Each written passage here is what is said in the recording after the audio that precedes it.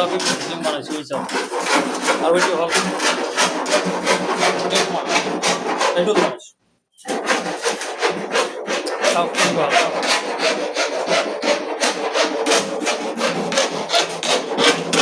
এটা ওয়াল প্যানেল বানাইছো চাও ঠিক আছে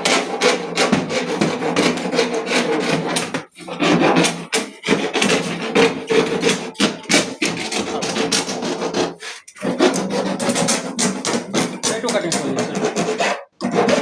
আবার এটা ডাঙরের পুরো কাটিং দিয়েছে সব একদম জব্দকে কাটিং দিয়েছে সব বাহ तमाम काम पाए এই সব